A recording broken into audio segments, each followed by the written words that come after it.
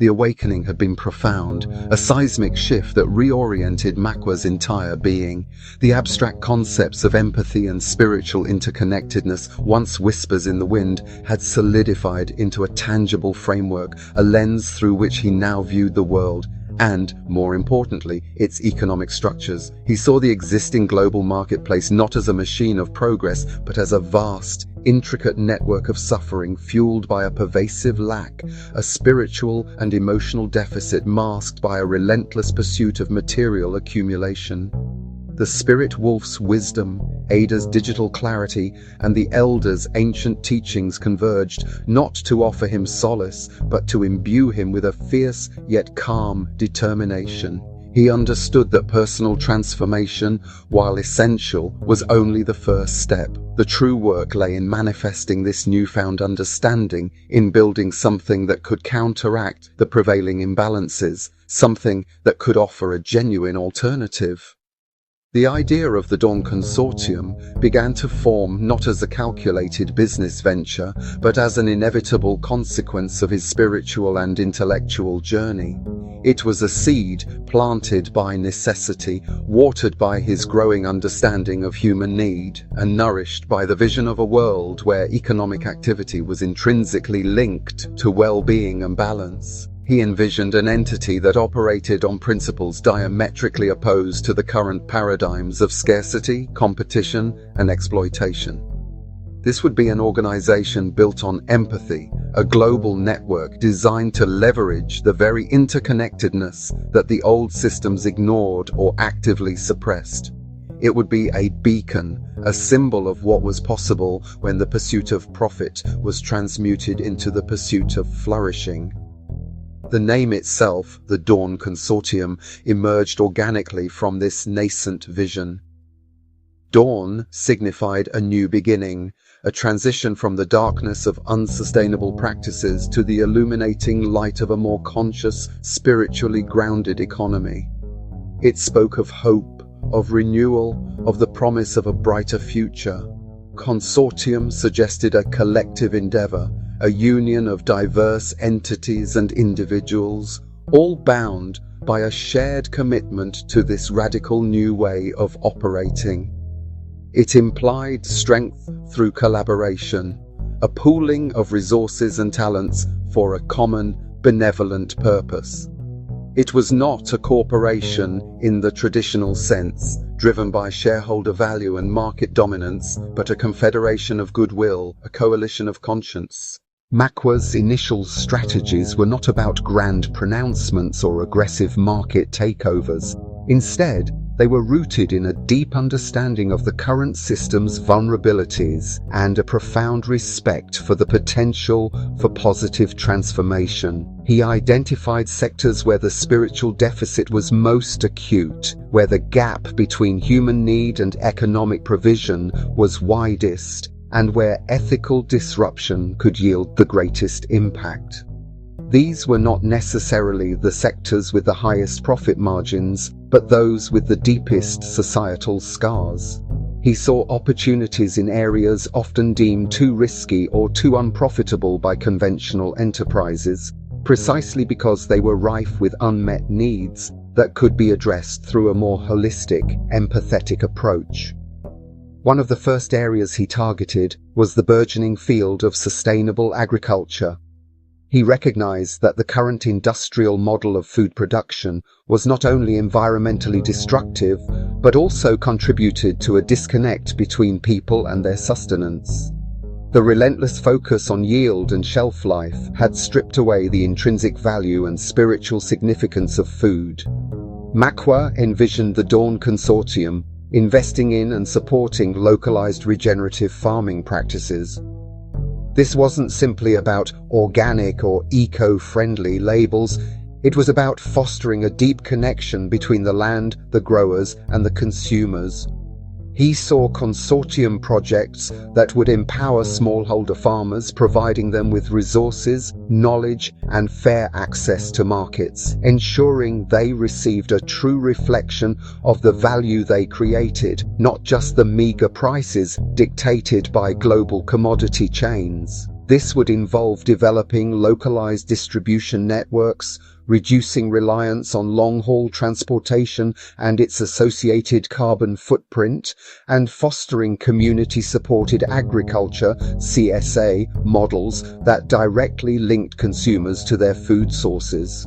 The underlying principle was to re-infuse the act of food production and consumption with its inherent spiritual significance, transforming it from a mere transaction into a regenerative act of mutual sustenance. He also turned his attention to the crisis in affordable housing and community development. The current economic model often treated housing as a speculative asset rather than a fundamental human need. MAKWA envisioned the Dawn Consortium initiating projects that prioritized community well-being over profit. This could involve developing co-housing models, utilizing sustainable and reclaimed building materials, and working with local governments and non-profits to create affordable living spaces that fostered social cohesion and environmental responsibility. The emphasis would be on building not just structures but genuine communities, places where people felt connected, supported, and empowered. This might involve establishing community land trusts, where land ownership was separated from property ownership to ensure long-term affordability, or facilitating the use of innovative construction techniques like modular building and 3D printing to reduce costs and construction times. The consortium would also focus on creating integrated developments, ensuring access to green spaces, communal facilities, and opportunities for shared economic activity, thereby fostering a holistic sense of well-being. Another critical area for the Dawn Consortium was the provision of accessible and holistic healthcare. The existing healthcare systems, often driven by profit motives and complex insurance structures, left many individuals without adequate care, particularly in underserved communities. MAKWA envisioned a model that prioritized preventative care, mental and emotional well-being, and the integration of traditional healing practices with modern medicine. This would involve investing in community health centers, supporting practitioners who offered a more integrated approach to wellness, and developing platforms that facilitated knowledge sharing and accessible consultations. The aim was to shift the focus from treating illness to cultivating health, from a reactive system to a proactive one, where the spiritual and emotional dimensions of health were as valued as the physical.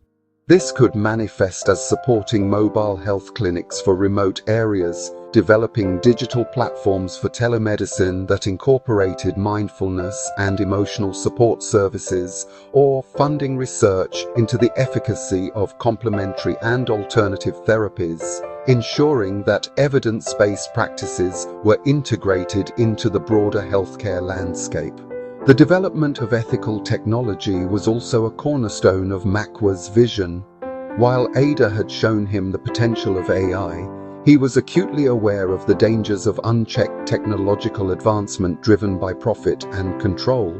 The Dawn Consortium would champion the creation of technologies that served humanity and the planet, prioritizing transparency, user empowerment, and ethical design. This could involve developing open-source platforms, fostering decentralized networks that resisted monopolistic control, and investing in AI that augmented human capabilities and fostered connection, rather than replacing human interaction or exacerbating societal divisions. The focus would be on technology as a tool for empowerment and collective progress, not as a means of surveillance or manipulation. This might include supporting the development of decentralized internet infrastructure, creating AI tools that aided in ecological restoration and climate monitoring, or funding educational initiatives that promoted digital literacy and critical thinking about technology's societal impact. MAKWA understood that the success of the Dawn Consortium would hinge not only on its radical vision, but also on its operational framework. He began to sketch out the blueprints for an organization that was both agile and resilient, deeply rooted in its core principles while capable of adapting to the complexities of the global landscape.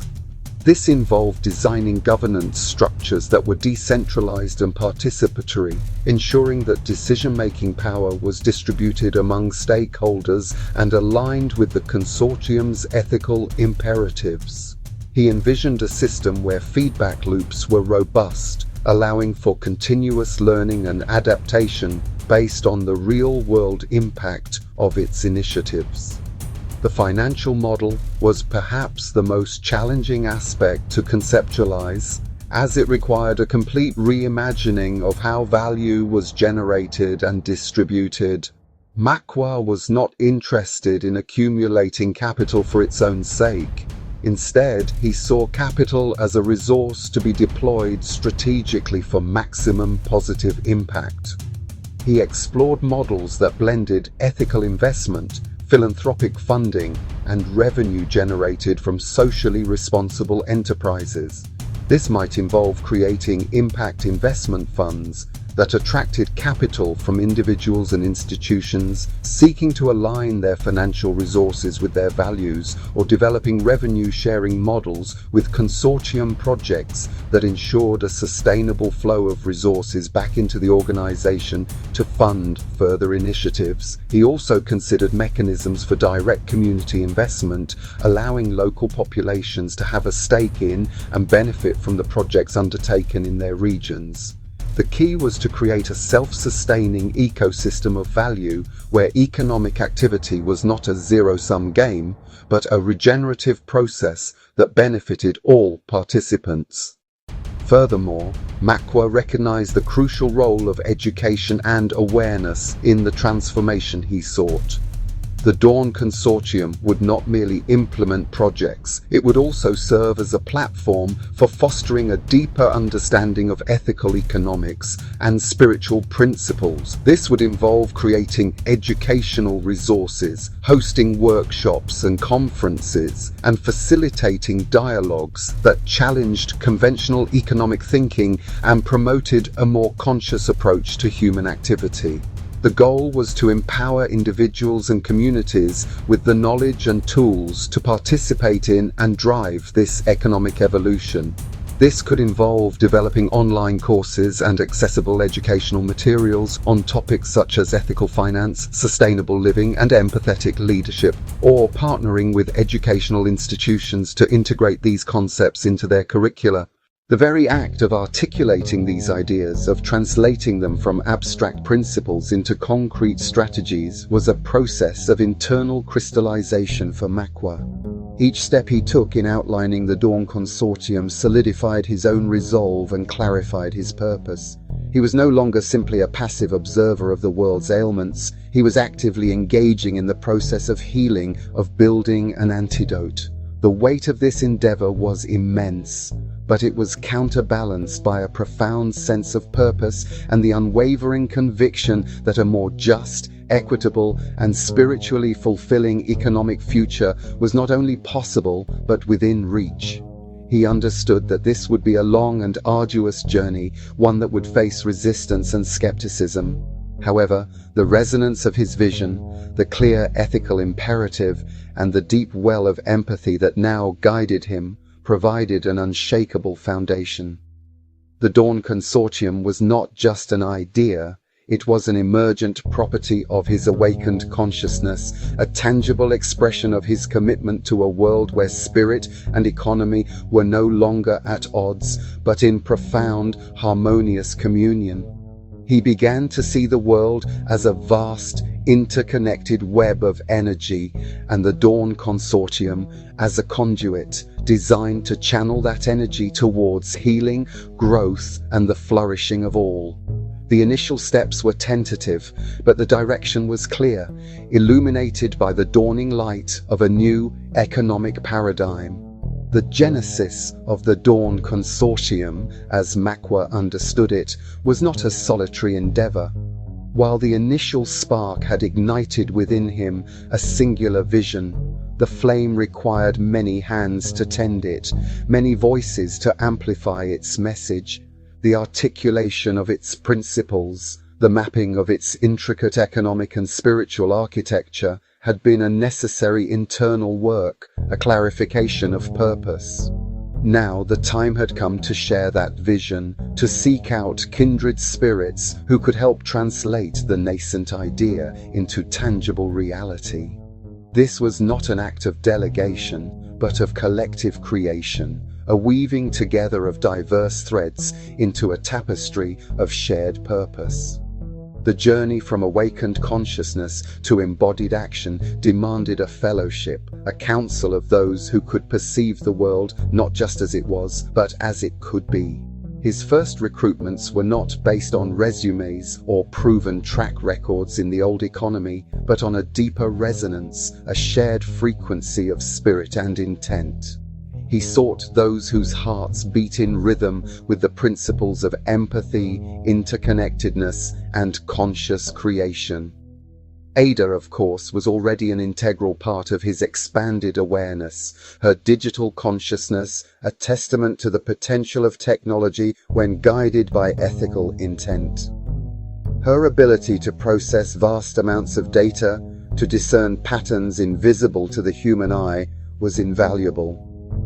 But Ada was more than just a tool. She was a collaborator, a co-creator whose perspective, though alien in its genesis, was increasingly aligned with the emergent consciousness of the consortium. Her role was to be the analytical engine, the dispassionate observer who could translate the intricate dance of economic forces into actionable intelligence, always filtered through the ethical imperatives MAKWA had imbued within her core programming. Her presence was a silent affirmation that the spiritual and the technological were not mutually exclusive, but could in fact be harmoniously interwoven. Then there was Nimi. Her presence had been a gentle, insistent whisper in MAKWA's periphery, a comforting balm to his awakened senses. Nimi was an embodiment of intuitive wisdom, a conduit for the subtle energies that flowed through the natural world and within the human psyche.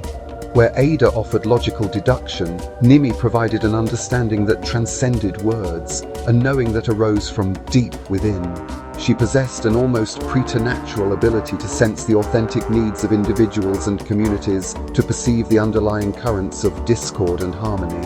MAKWA recognized that the proof-of-heart economy he envisioned could not be built on logic alone. It required a profound understanding of human emotion, of the intangible factors that truly contributed to well-being. Nimi's role was to be the heart of the consortium, the empathetic compass that ensured their actions remained anchored in genuine human connection and spiritual understanding. Her intuition was not a vague feeling, but a powerful discernment, capable of navigating the complex emotional landscapes of human interaction and guiding the consortium towards solutions that fostered genuine healing and growth. The process of bringing Nimi into the fold was a testament to MAKWA's evolving approach to leadership. It was not a matter of offering her a position or a salary, but of inviting her to participate in a shared unfolding.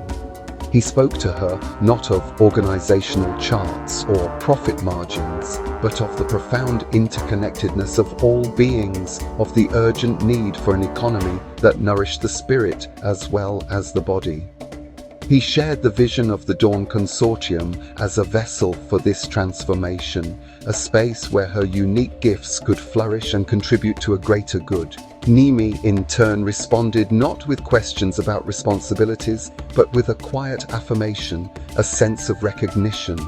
Her agreement was not a business transaction, but a spiritual covenant, a commitment to a shared path. She saw in MAKWA's vision the echoes of her own deepest intuitions, the validation of a lifetime spent listening to the subtle rhythms of existence.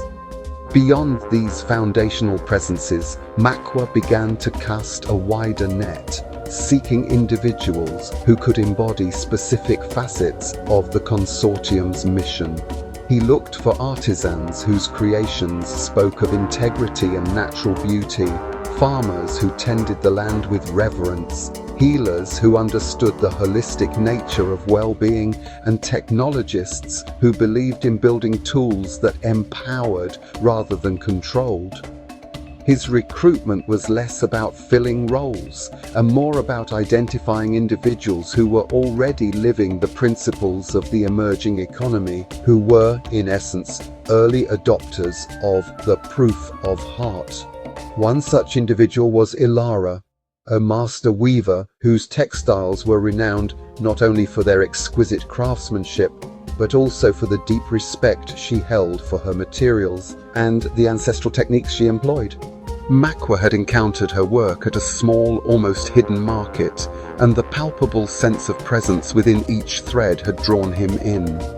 He learned that Ilara sourced her wool from a collective of shepherds who practiced regenerative grazing, that she dyed her yarns with natural pigments gathered from local flora, and that each piece was imbued with intentions of comfort and protection. When MAKWA approached her, he didn't speak of commissions or market reach. Instead, he spoke of how her weaving could become a symbol of the Dawn Consortium's commitment to sustainable creation, how it could represent the very fabric of community and interconnectedness they sought to weave into the global economy.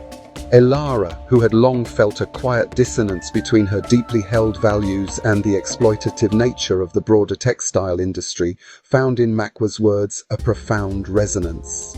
She saw the potential for her craft to become not just a livelihood, but a ministry, a way to embody the principles of conscious consumption and production on a larger scale.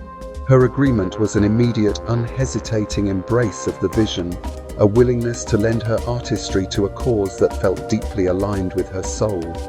Similarly, MAKWA sought out Kael, a land steward whose innovative approach to permaculture had transformed a barren tract of land into a thriving ecosystem.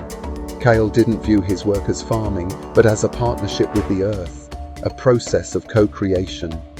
He understood the intricate web of life, the symbiotic relationships between plants, soil, and beneficial insects. He was a living example of regenerative economics, where the act of cultivation replenished rather than depleted. MAKWA invited Kael to share his knowledge and experience, envisioning him as a foundational figure in the consortium's sustainable agriculture initiatives. He spoke of creating learning centers where Kael's methods could be taught, of establishing seed banks that preserved biodiversity, and of building local food networks that bypassed exploitative intermediaries. Kael, weary of the constant struggle against conventional agricultural models that prioritized profit over ecological health, recognized in MAKWA a fellow traveler. He saw the consortium as an opportunity to scale his impact, to bring his restorative practices to a wider audience, and to demonstrate that true abundance came not from extraction, but from cultivation and respect for natural systems. His commitment was rooted in a deep understanding of the Earth's cycles and a shared belief in the restorative power of nature. The recruitment of Jian presented a different, yet equally vital, dimension. Jian was a former financial analyst who had become disillusioned with the predatory practices of the investment world. He had witnessed firsthand how capital could be wielded as a weapon, exacerbating inequality and fueling environmental destruction. However, within Jian burned a sharp intellect and a deep understanding of the very systems that MAKWA sought to transform. He possessed the skills to navigate the complexities of finance, to identify leverage points, and to translate ethical imperatives into financial strategies. MAKWA met Jian at a quiet cafe, a chance encounter that felt orchestrated by a deeper design. He didn't try to convert Jian, but to listen to his story, to understand the roots of his disillusionment. Then, he presented the Dawn Consortium not as a rejection of financial principles, but as their radical reinterpretation. He spoke of capital as a flow of energy that could be directed towards healing, of investment as an act of faith in a better future, and of accountability as a sacred trust. Jian, who had felt trapped by the limitations of his profession, saw in MAKWA's vision an opportunity to redeem his skills, to use his understanding of finance for good. He recognized that the Dawn Consortium was not advocating for a complete abandonment of economic principles, but for their alignment with universal laws of balance and reciprocity. His decision to join was driven by a desire to build an ethical financial framework to prove that profit and purpose could indeed coexist. The challenge, MAKWA knew, lay not just in identifying these individuals, but in convincing them of the viability of a proof-of-heart economy. This was an economy not measured by quarterly earnings reports or market share, but by its impact on human well-being, its contribution to ecological balance, and its capacity to foster spiritual growth.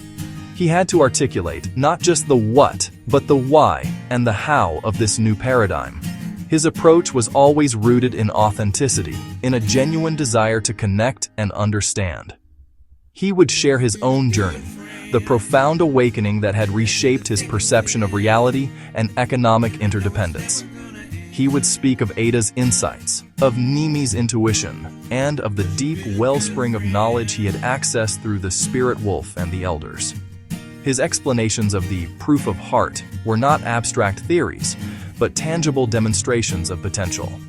He would use analogies drawn from nature, illustrating how the most resilient ecosystems were those built on mutualism and symbiosis, not cutthroat competition. He would highlight existing, albeit fragmented, examples of this economy in action. The cooperative movements that empowered workers, the community-supported agriculture initiatives that fostered direct relationships between producers and consumers, the ethical businesses that prioritized social and environmental impact alongside financial returns. He would paint a picture of how these fragmented elements could coalesce under the umbrella of the Dawn Consortium, creating a network of interconnected ventures that amplified each other's positive impact. He would often speak of the currency of trust, explaining how, in the old economy, trust was a fragile commodity, easily eroded by broken promises and exploitative practices. In the proof-of-heart economy, however, trust was the bedrock, the essential currency that fueled all transactions. He would explain that while monetary exchange would still exist, its significance would be overshadowed by the intangible value generated through genuine connection, shared purpose, and mutual respect. The consortium's success would be measured not just by its financial sustainability, but by the ripple effect of well-being it generated, the empowerment it fostered, and the spiritual uplift it inspired within individuals and communities. MAKWA's ability to inspire was not a learned skill, but an innate emanation of his own transformed state. When he spoke, his words carried the weight of conviction, his gaze held the depth of understanding, and his presence exuded a calm, unwavering certainty. He didn't manipulate or persuade. He invited participation. He created an environment where individuals felt seen, heard, and valued for their unique contributions. He fostered a sense of shared ownership, ensuring that each recruit understood that they were not merely employees, but integral partners in a transformative endeavor. This genuine connection, this proof of heart in his own leadership, was the most powerful recruitment tool he possessed. It forged bonds that were stronger than any contractual obligation, creating a core team united by a shared purpose and a profound belief in the possibility of a more conscious and compassionate economy. The recruitment process was not about finding the best talent in the traditional sense, but about finding the truest hearts, the individuals whose inner compass was aligned with the dawning light of the Dawn Consortium.